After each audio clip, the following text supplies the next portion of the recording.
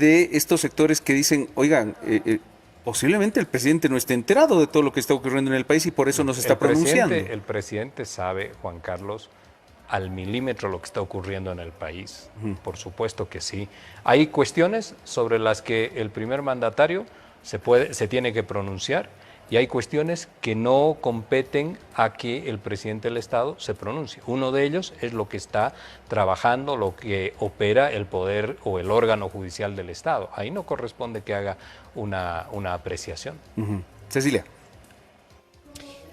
Como vocero presidencial, entonces, Jorge, ¿hay una postura oficial del gobierno en relación a lo que está pasando y está aconteciendo en este momento en el país? A ver si podemos repetir, por favor, la pregunta, Cecilia, y subir un poquito el retorno, si nos permiten. Ahora sí, Cecilia, a ver. ¿Me escucha bien, Juan Carlos? Muy bien. Como vocero, entonces, de la presidencia, Jorge, ¿cuál es la postura oficial del gobierno de Luis Arce con relación a lo que está ocurriendo? Que todo lo que se está desenvolviendo en el ámbito de la justicia siga su curso sin interferir desde el Poder Ejecutivo al trabajo que realiza el órgano judicial del Estado. Esa es la postura. Todo lo que se tiene que investigar, todo lo que se está conociendo en ese ámbito, pues sigue su camino. No corresponde que ahí el Poder Ejecutivo, el titular del Poder Ejecutivo, el presidente del Estado boliviano, haga apreciaciones respecto a lo que sucede en ese ámbito. Sin embargo, Jorge, esto ha ido más allá o está yendo más allá incluso de determinaciones judiciales o un proceso de investigación como tal. Han habido ya repercusiones, como usted lo sabe y el gobierno lo sabe, incluso de organismos internacionales a lo largo de este tiempo. ¿Y por qué se están pronunciando? Porque en muchos de estos casos estos organismos han participado de esta situación en lo que se ha llamado en su momento el proceso de pacificación del país. En lo que se ha llamado el proceso de pacificación del país, que fue mal llamado pacificación porque no se estableció nunca una dinámica para lograr pacificar el país, ahí solo una referencia. La pacificación es una construcción social.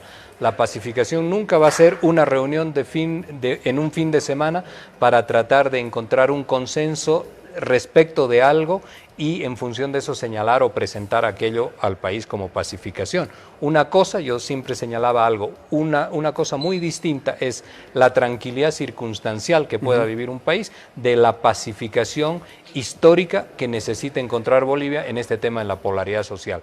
En ese ámbito, muchos de los actores actuales que se están manifestando ahora participaron, no solo en aquellas jornadas que usted acaba de mencionar, sino previamente en los hechos de noviembre de 2019, estoy hablando específicamente lo que llevó a la ruptura institucional, lo que significaron las horas previas a la determinación o a la elección entre un grupo que no tenía mandato popular de elegir a la señora Áñez para conformar un gobierno que no estaba pegado a la norma constitucional. Por supuesto que ahora, ante esa situación en la que se encuentran expuestos ante el país y ante la comunidad internacional por una conducta que no se circunscribía a lo que señalaba la Constitución Política del Estado, están tratando de utilizar algunos argumentos para eximir responsabilidades y validar lo que hicieron en noviembre del 2019.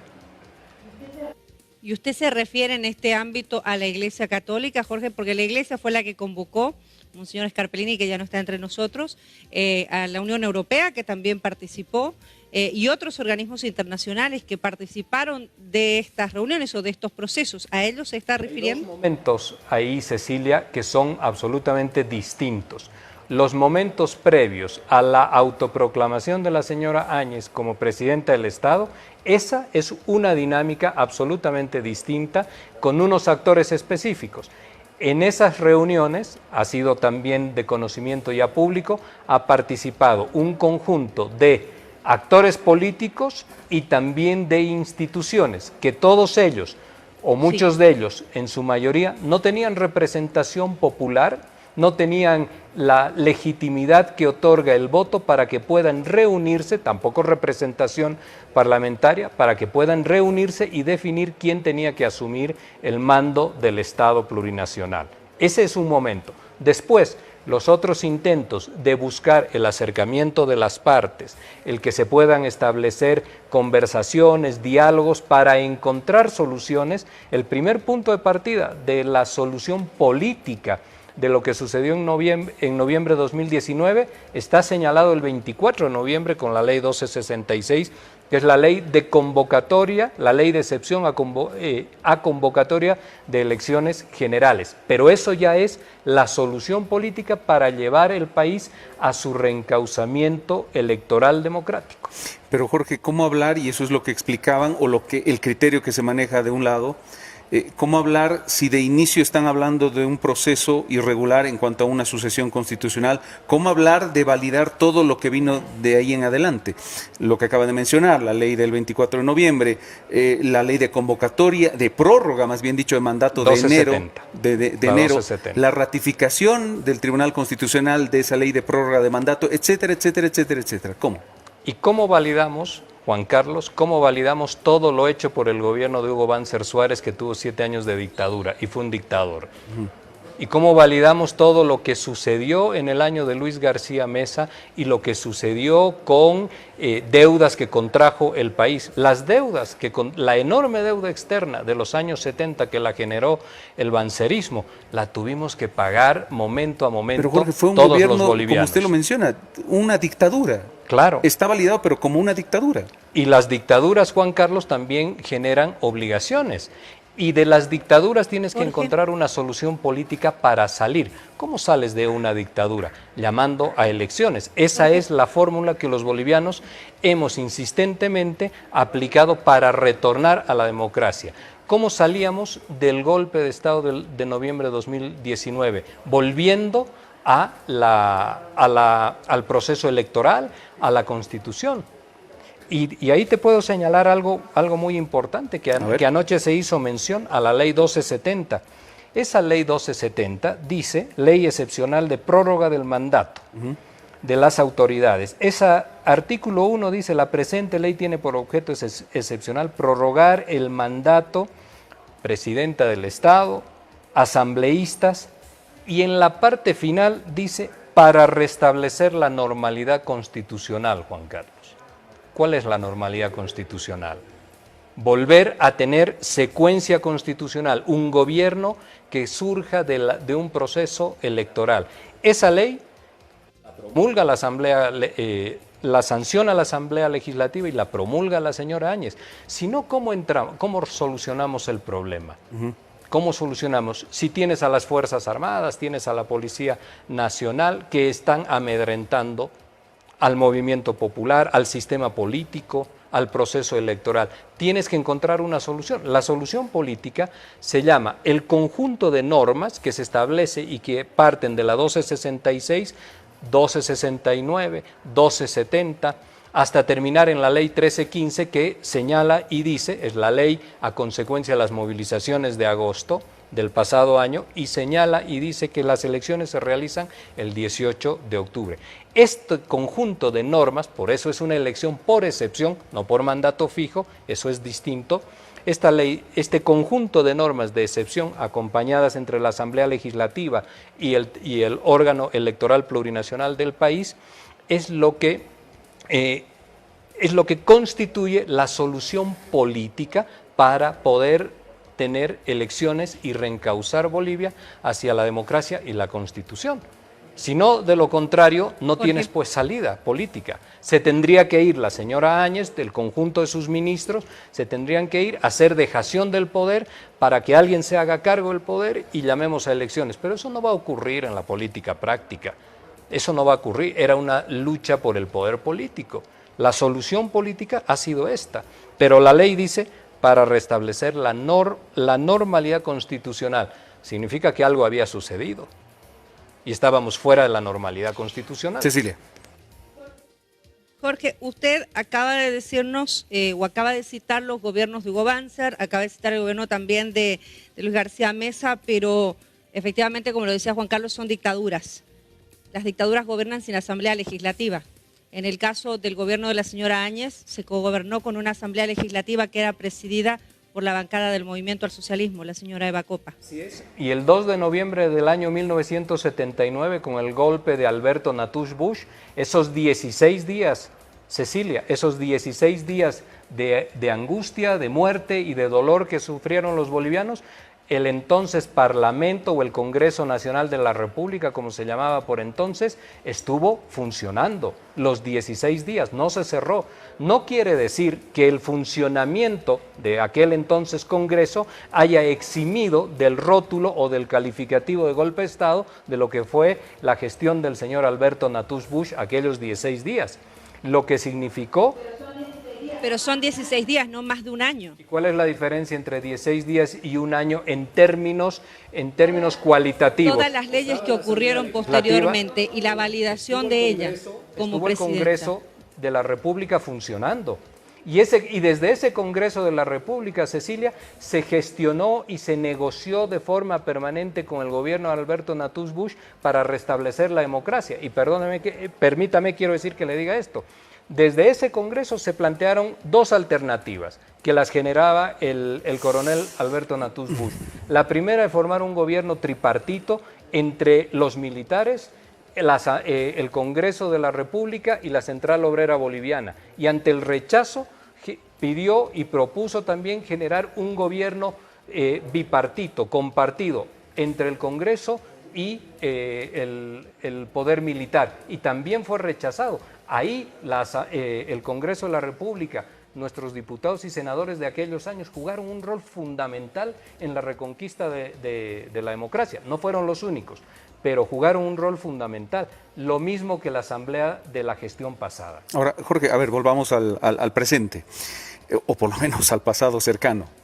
De lo que se está hablando en este momento, en lo absolutamente coyuntural, queda absolutamente claro que el 2019 pasaron una serie de situaciones, sí. Una serie de cosas, eventos que nos llevaron a una crisis política o hasta institucional, con una sucesión de renuncias, etcétera, etcétera, todo lo que ya conocemos. De lo que se trataba era de buscar una salida, como lo acaba de mencionar. Siempre es la salida de la sucesión fue constitucional, de acuerdo a la visión del gobierno. La sucesión constitucional no fue la salida, la sucesión constitucional fue la culminación y la consolidación de la sucesión de eventos que encadenados todos ellos generaron la ruptura institucional, el golpe de Estado.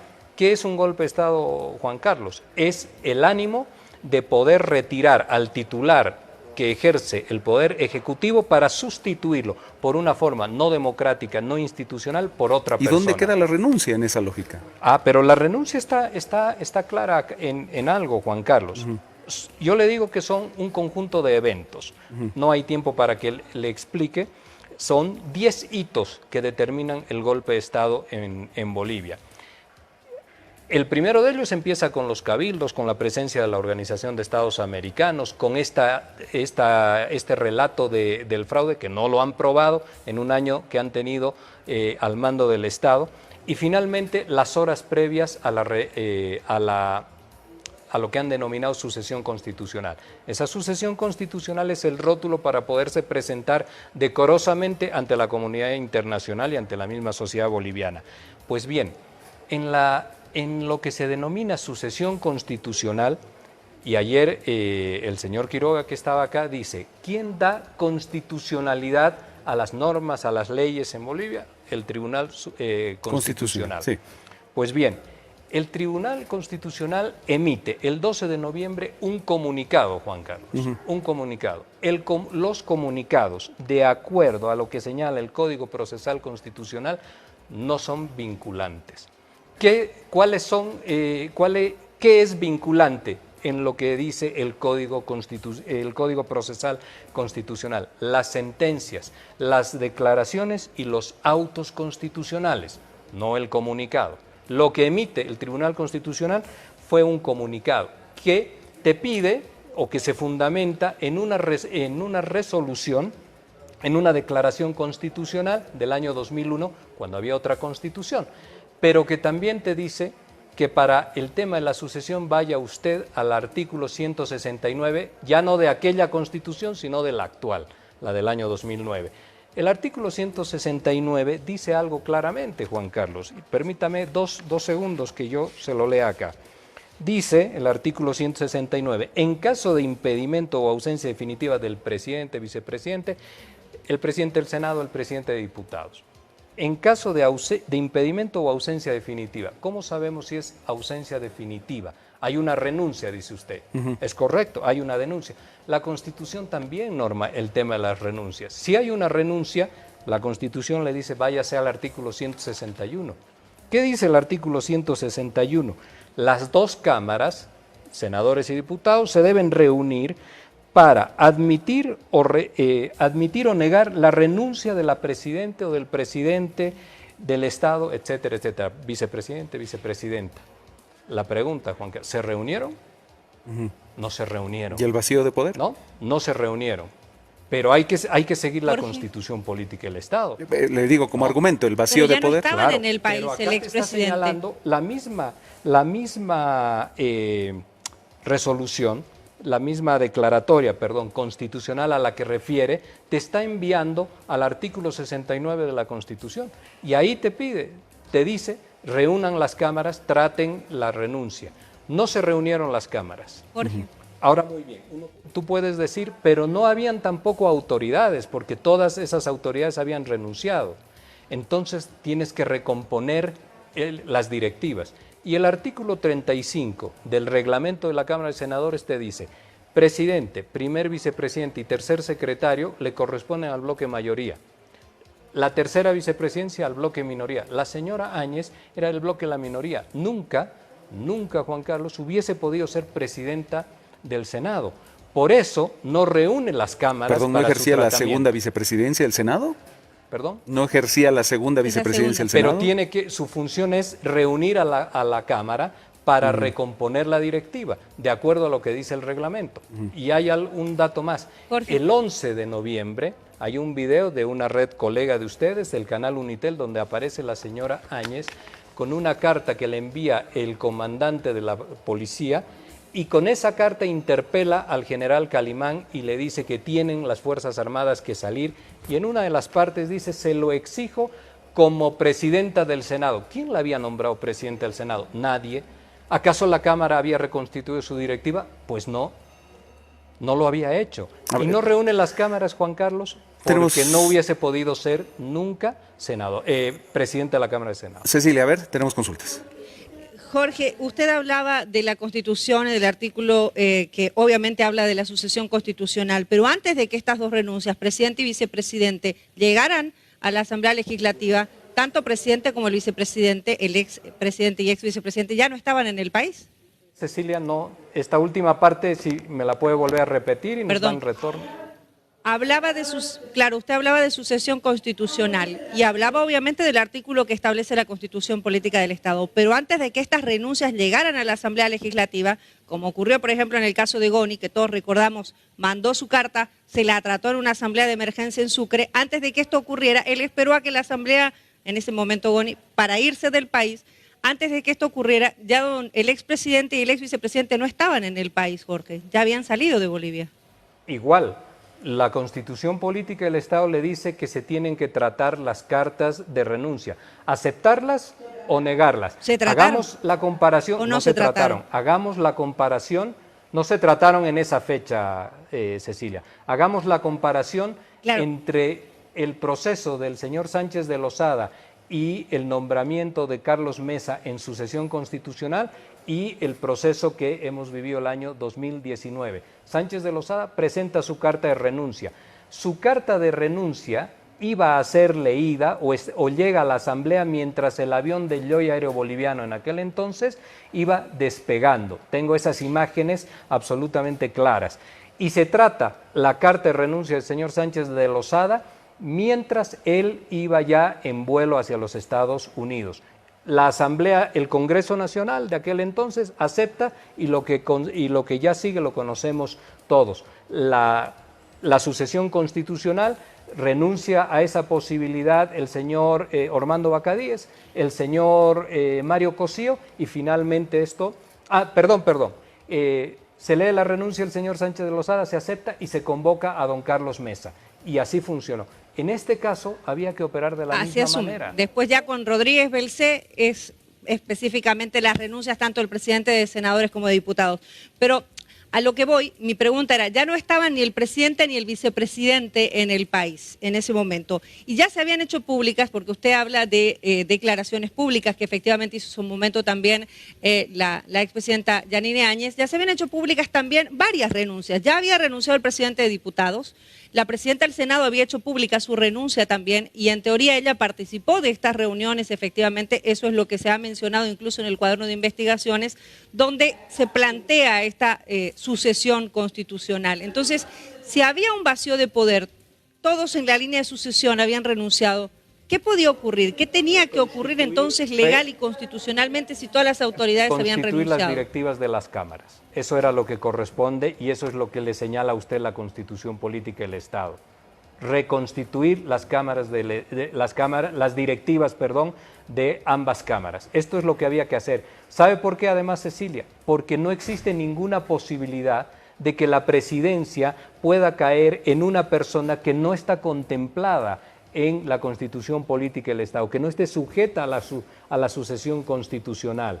Esto no puede ocurrir, tiene que ser o el presidente de la Cámara de Senadores o presidenta, o el presidente o presidenta de la Cámara de Diputados. No se va horizontalmente hacia las otras directivas porque son directivas menores. Se tiene que reconstituir la directiva y esto no se hizo.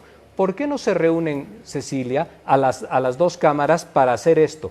Porque el reglamento señala claramente cuáles son las proporciones o las distribuciones, mejor dicho, que le corresponden a las bancadas en mayoría y a las bancadas en minoría. Y ahí no se tenía posibilidad alguna de que una persona en minoría se haga cargo de la presidencia de diputados o de senadores. Y eso es tan importante, Cecilia, que es lo que configura la intencionalidad de generar una ruptura institucional para poner en la presidencia o dejar en la presidencia del Estado a alguien que no le correspondía en función a lo que señala la Constitución Política del Estado. Bien, Jorge, para ir finalizando, sin lugar a dudas, a ver, el tema es muy complejo, no deja de ser complejo. La circunstancia como para reconstituir las cámaras en el marco de una normalidad no se habían dado. Varios parlamentarios se habían declarado incluso en la clandestinidad de ese momento por la circunstancia de conflictividad del país. Pero bien, es un criterio. Quiero avanzar y quiero finalizar. Esos hechos son preocupantes, pero Seguro, Juan Carlos, seguro. porque de hecho es lo que está forzando a que no se reúnan las cámaras. Y que deben ameritar una investigación sin lugar a dudas. Exactamente. De todos los que corresponda. Y ahí va precisamente mi pregunta. Exactamente. Se tiene que investigar a el actual dirigente de la Central Obrera Boliviana, que también sugirió la renuncia de Evo Morales. Se tiene que investigar a la Defensora del Pueblo, que también sugirió la renuncia de Evo Morales. Se tiene que investigar a los expresidentes de la Cámara de Senadores y Diputados que avalaron posteriormente lo que el gobierno considera un gobierno de facto. Es decir, ¿tiene que ser así de amplia la investigación? Juan Carlos, desde la ciencia política siempre se recomienda y se estudia que lo verdaderamente importante en una sociedad son lo que se llaman los factores de poder, fundamentalmente aquellos factores que pueden desequilibrar la estabilidad política de un país. Que el secretario general de la Central Obrera Boliviana, que la Defensora del Pueblo, que la Confederación de Empresarios Privados, que la Iglesia Católica o que la Asociación de bailadores de Oruro pidan la renuncia, no desequilibra un sistema político. Lo que verdaderamente desequilibra son dos elementos fundamentales, y uno, si quiere usted todavía, las Fuerzas Armadas. Las Fuerzas Armadas porque tienen el monopolio de fuego, la capacidad del fuego del Estado. Es un factor altamente disuasivo para que usted pueda tomar una determinación contraria a lo que significa su deseo o su decisión personal. Las Fuerzas Armadas participan en el evento de noviembre de 2019, puntualmente en la tarde del domingo 10 de noviembre, con la conferencia de prensa, contrario a lo que dice la ley de organización de las Fuerzas Armadas. El factor disuasivo son las Fuerzas Armadas, no es la Central Obrera Boliviana, porque la renuncia, Juan Carlos, a los presidentes en Bolivia con esta frágil institucionalidad en la que vivimos, se la piden más o menos todos los días, todos los que se les ocurre. y eso no tiene fuerza. ¿Por qué? Porque ellos no son factores desequilibrantes, las Fuerzas Armadas sí lo son. Ese es el elemento central. Si policía y Fuerzas Armadas no hubieran decantado la balanza de poder en favor de quienes generaron la ruptura, pues no hubiese sucedido noviembre Perdón, de 2019. Jorge, pero escuchando y recordando las palabras del propio expresidente Evo Morales, él en su lectura de renuncia decía, escuchando a CONALCAM, escuchando al Pacto de Unidad, escuchando a la COP, renuncio, nunca menciona a las Fuerzas Armadas. Juan Carlos, las Fuerzas Armadas, ¿usted qué cree? ¿Que va a ir y le va a decir, bueno, muchas gracias por el consejo al general Calimán y a todos los otros generales, pero voy a seguir gobernando? No tenía ya seguridad para el país porque la policía se había amotinado. Ya no tienes control sobre las Fuerzas Armadas porque las Fuerzas Armadas han quebrado la línea de mando con el poder civil.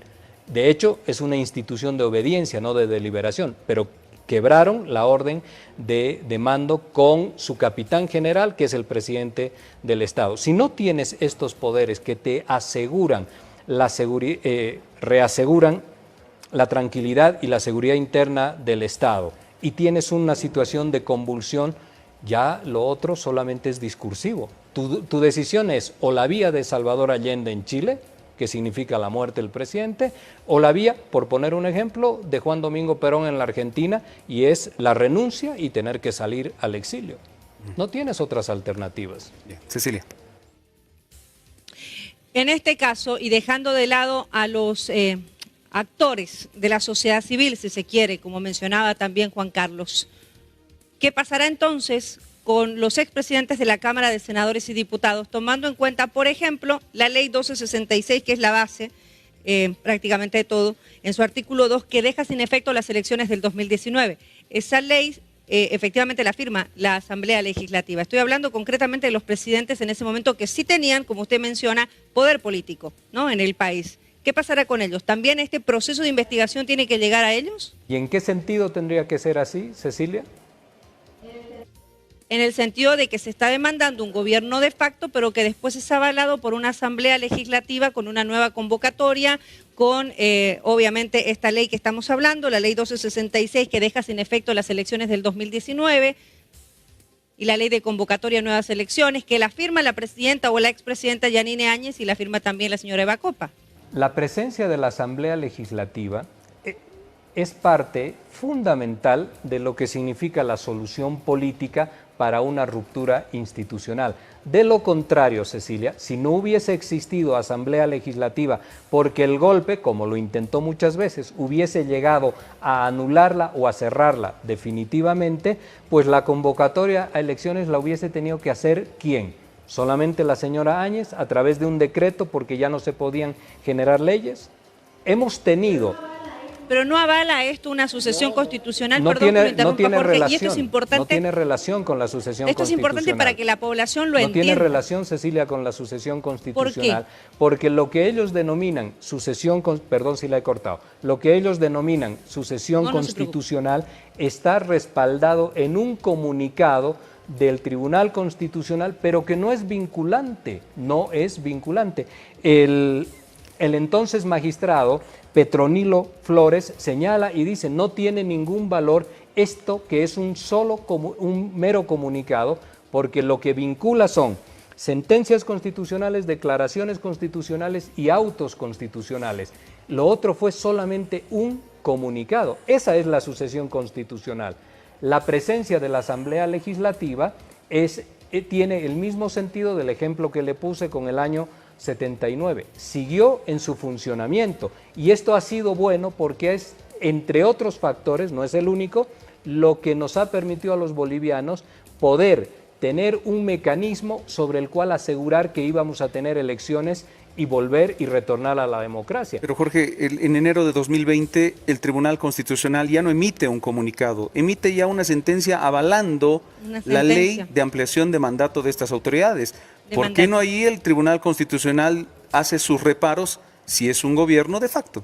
Se hace eso que usted señala, Juan Carlos, esa prórroga de mandato, porque ya se había tomado un acuerdo político que se traduce en la ley 1266, en la ley 1270. ¿Pero qué estamos hablando? Para ¿De, ir a de algo elecciones, jurídico o algo no, político? Para ir a elecciones son las dos cosas, Juan Carlos, combinada. Es la decisión política Pero si de ya ir a había un acuerdo elecciones, político, pero Juan que se le Carlos. da una forma jurídica para que el Estado tenga una consistencia lo más próxima a la constitución política del Estado. Porque Juan Carlos, Jorge, cuando la señora discúlpeme. Áñez asume, las transiciones en el país son solamente 90 días. ¿Por qué no se hizo en 90 días? Porque se buscó, y esto es parte del acuerdo político, se buscó también reformar todo el Tribunal Supremo Electoral y los departamentales. Y los tiempos para la convocatoria de elecciones, que ya están abreviados porque son 150 días y se establecieron 120 días, fue parte de un acuerdo político. Para que la señora Áñez pueda conducir ese proceso, parte del acuerdo político, se establece una ley para prorrogar el mandato. Cecilia. Usted nos está hablando, Jorge, de un acuerdo político. Entonces, hubo un acuerdo político para reconocerla como presidenta y ella convoca elecciones. ¿Es así? No es exactamente como usted lo está planteando. Hubo un acuerdo político fundamentalmente, Cecilia, para que el país pueda ir a elecciones. Usted ya tenía un hecho consumado. Pero el hecho consumado es que se había producido el golpe de Estado, la señora Áñez se hizo del poder y los factores de poder del Estado, Policía y Fuerzas Armadas la sostenían en el gobierno. Esos factores de poder también generaron Sencate y Sacaba para sostener a ese gobierno. Si ya está la señora Áñez en ese momento en la presidencia del Estado, ¿cómo salimos y resolvemos el problema? No es un tema de reconocimiento, es un tema de búsqueda de caminos constitucionales, democráticos, que no hay uno mayor que no sea convocar a la voluntad popular para salir de esto que la ley 1270 dice, retornar a la normalidad constitucional. Esto había que hacerlo. Pero usted acaba de mencionar caminos constitucionales, Jorge, y es lo que le volvemos a plantear. Es decir, si se reconoce el gobierno de Yanine Áñez como un gobierno de facto, usted habla de un acuerdo político para buscar salidas constitucionales. Entonces, ¿por qué volvemos hacia atrás? Es lo que quizás no queda claro en este momento. Usted acaba de mencionar salidas constitucionales.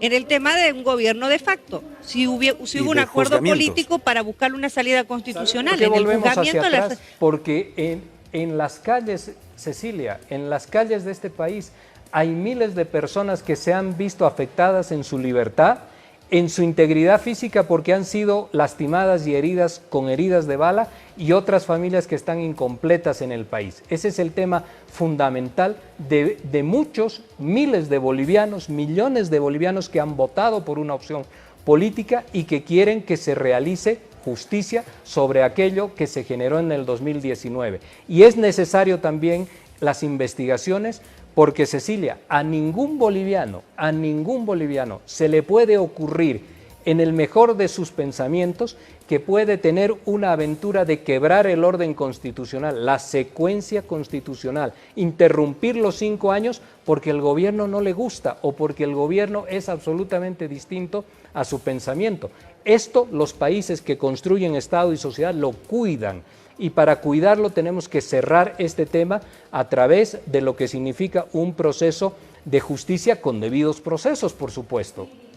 Sin ninguna duda, Jorge, en este sentido. Por eso es que vuelve, creo que la consulta también de algunos abogados. Y usted hace referencia a las familias que perdieron a sus familiares. Sencata, Sacaba.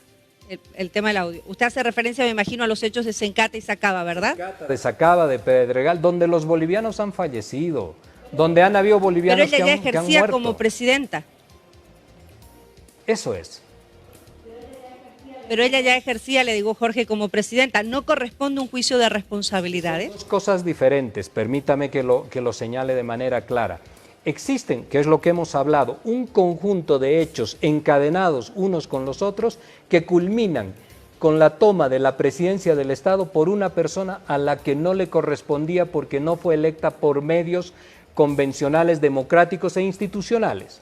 Todas estas acciones hasta el momento previo a que la señora Áñez toma juramento, pues no lo tomó, toma posesión del mando del Estado, todos estos elementos no los realiza como presidente del Estado, los realiza como senadora. Esto que yo les he señalado, que el día 11 de noviembre hace una alusión al general Calimán y dice que es la presidenta del Senado, cuando nadie la ha elegido, son uno más de los elementos que configuran, todos ellos articulados, un golpe de Estado. Del 12 de noviembre en adelante hay un conjunto de acciones ya en el gobierno no constitucional que ella presidía. Eso sí genera responsabilidad, pero en la línea de juicios de responsabilidades, como ocurrió con Banzer, como ocurrió con García Mesa. Fueron presidentes de facto, pero tuvieron juicio de responsabilidades. Lo que se está ventilando en la justicia ahora es previo a su toma de mando del Estado. Bien, Jorge. No tenemos más tiempo. El tema es muy amplio, si lo podríamos estar hasta las 2 de la mañana. Además, Juan Carlos, que desde la ciencia política no deja de ser apasionante. Seguro que sí, y va a continuar este análisis. Permítame 10 segundos para preguntarle algo que ha llamado la atención hoy. Usted sabe que yo respondo largo. Le voy a pedir que sea breve. Ya. ¿Hay alguna, no sé si llamarle instrucción o alguna determinación, algún consenso en cambiar, en modificar la ley de juicio de responsabilidades? Hoy han salido parlamentarios del MAS con una intencionalidad en ese sentido, con un anteproyecto de ley. ¿Hay algo desde el Ejecutivo que pretenda cambiar la ley de juicio de responsabilidades? No está en la agenda, no ha sido considerado. Hasta el día de hoy no está en la agenda y no ha sido considerado. Si se conoce, lo discutimos después, pero hasta el día de hoy no hay nada. ¿No viene del Ejecutivo esto? No. La idea. No, el Ejecutivo no está en esta dinámica, porque no le corresponde. Pero a la pregunta, la respuesta a Juan Carlos, no viene nada del Ejecutivo. Bien. Jorge, muchísimas gracias. No, gracias Juan Carlos por la oportunidad siempre de poder hablar